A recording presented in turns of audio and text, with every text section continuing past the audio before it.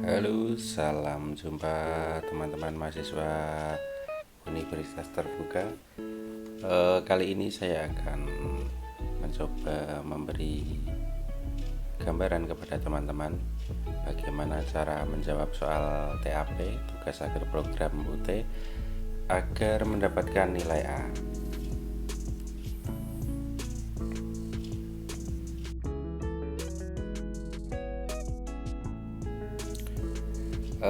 Pada ujian TAP biasanya akan disediakan bahan bacaan yang diambil dari suatu media sebagai acuan untuk nantinya menjawab pertanyaan yang diberikan.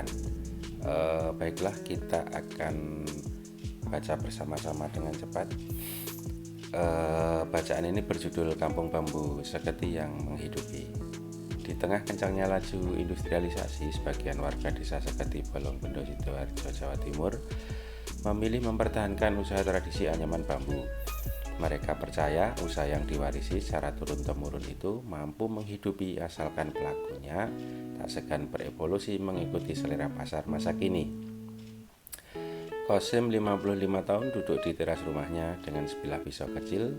Tangannya mengerat bambu hingga menjadi belahan batang kecil dan tipis. Belahan bambu tersebut dipotong lagi lebih pendek lalu dikeringkan dengan cara dijemur. Selanjutnya Tunasih 49 tahun istri Kosim akan mengambil alih pekerjaan. Sejak kecil Tunasih terampil menganyam bilah-bilah bambu menjadi kalo atau alat untuk memeras parutan kelapa agar menghasilkan santan. Dia juga mampu menganyam bambu menjadi tampah, yaitu alat untuk memisahkan bulir beras dengan gabah secara manual.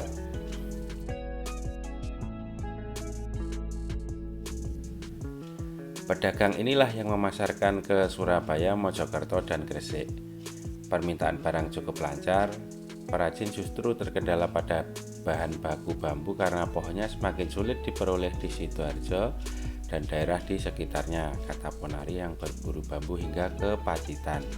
Kepala Desa Seketi Purwanto mengatakan wilayahnya merupakan salah satu sentra UMKM Sidoarjo dengan produk unggulan anyaman bambu. Dia mengakui keterbatasan bahan baku menjadi salah satu penghambat pengembangan usaha rakyat ini. Di samping minimnya regenerasi perajin karena anak muda memilih bekerja di pabrik. Tidak hanya itu, produk yang dihasilkan tidak berkembang karena terbatasnya keterampilan perajin. Mereka tidak mampu mengikuti perkembangan pasar anyaman bambu yang semakin luas dan permintaan produk yang kian bervariasi. BUMDes membuka akses permodalan bagi perajin dengan memberikan pinjaman usaha Rp1 juta sampai Rp3 juta. Perajin terbebas dari rentenir saat mereka memiliki alternatif sumber pendanaan. Bunganya ringan, 1% per tahun dan tanpa agunan. Saat yang sama, pemerintah desa juga merevitalisasi pasar tiban atau pasar dadaan setiap minggu pagi. Pasar yang semula menjual produk umum menjadi pasar wisata dan ruang promosi produk unggulan. Pedagang yang dulu mayoritas pada pendatang kini diprioritaskan warga lokal. Purwanto menambahkan, apabila pada tahun 2017 BUMDes hanya mendapat alokasi Rp60 juta, tahun ini anggarannya naik 5 kali lipat menjadi Rp300 juta dari total dana desa Rp800 juta. Namun, meski alokasi anggarannya terus bertambah, nilai tersebut masih jauh dari kebutuhan real. Perajin kampung bambu butuh pasokan bahan baku dengan harga ekonomis untuk menghasilkan produk berdaya saing tinggi. Mereka juga butuh modal untuk mengembangkan usaha, meningkatkan produksi, dan mendiversifikasi produk agar mampu menyesuaikan dengan tren pasar terbaru. Selain itu, kehadiran BUMDes diharapkan mampu mengeliminasi peran rentenir dalam kehidupan ekonomi perajin. Sebagai gambaran, dulu tampah perajin hanya dihargai Rp7.000 per buah, sedangkan harga jual pedagang di pasar berkisar Rp20.000 sampai Rp25.000. Kini harga di tingkat perajin sudah meningkat menjadi Rp10.000, bahkan terkadang tembus Rp12.000 per buah. Pedagang akhirnya menaikkan harga beli mereka setelah ada pihak yang berani membayar lebih tinggi. Purwanto menyadari semua kendala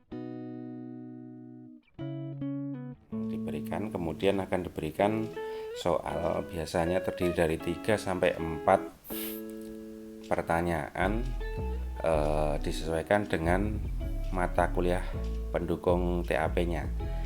Dalam hal ini contohnya adalah jurusan agribisnis. Mata kuliah pendukungnya ada 4. Di sini diberikan 4 soal dengan mata kuliah terkait masing-masing mata kuliah pendukung tersebut. Sebagai gambaran, soal pertama 1A, itu salah satu faktor yang berperan dalam pembangunan pertanian adalah faktor ekonomi. Jelaskan faktor ekonomi apa saja yang berperan dalam pembangunan pertanian terkait dengan bacaan. Kemudian yang 1B, seandainya Anda sebagai penyuluh pertanian di wilayah pengembangan industri anyaman bambu tersebut, coba uraikan masalah, dampak, dan solusi penyelesaian masalah dalam bacaan tersebut. Nah, dari tempat ini mata kuliah terkaitnya yaitu studi kelayakan agribisnis. Ini LUHT 4312. Coba kita baca soalnya. Berdasarkan bacaan yang berjudul Kampung Bambu Seketi yang Menghidupi, terlihat bahwa sebagai seorang perajin bambu,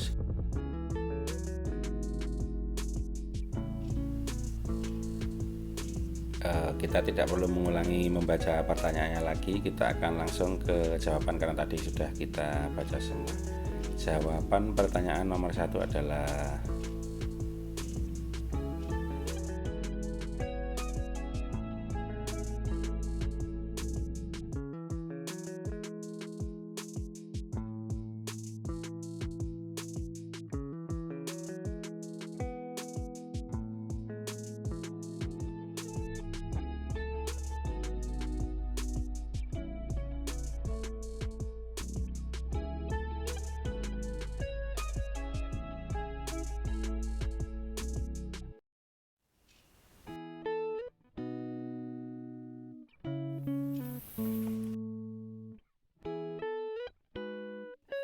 satu B.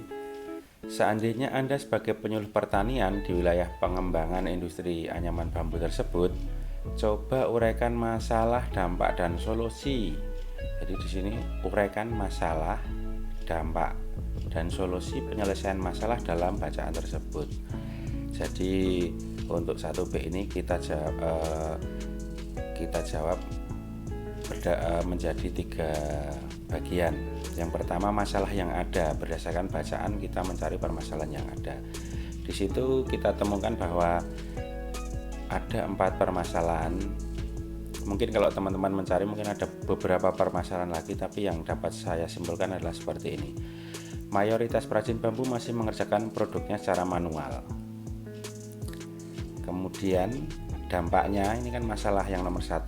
Dampaknya, dengan pengerjaan produk secara manual, maka waktu yang digunakan untuk berproduksi cukup lama dan produk yang dihasilkan jumlahnya sedikit sehingga tidak mampu memenuhi kebutuhan pasar.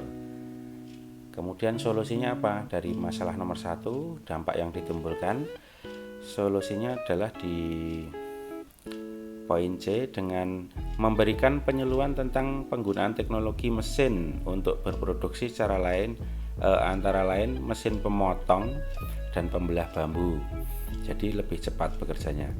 Pengeringan bilah bambu menggunakan mesin open dan teknologi pengasapan tertutup untuk produk anyaman bambu, jadi dapat dikerjakan dengan sangat cepat. Kemudian kembali ke poin A, permasalahan kedua yaitu belum ada pelatihan khusus dalam hal produksi. Dampaknya apa? Dampaknya ada di sini. Belum adanya pelatihan khusus menyebabkan produk yang dihasilkan tidak berkembang karena terbatasnya keterampilan perajin sehingga tidak mampu mengikuti perkembangan pasar anyaman bambu yang semakin luas dan permintaan produk yang kian bervariasi. Nah, solusinya apa? Solusinya yaitu memberikan pelatihan tentang beragam variasi produk anyaman bambu agar dapat meningkatkan penjualan. Contohnya apa? Untuk jawaban nomor 2, 3, dan 4 kita lanjutkan nanti di video part 2 dan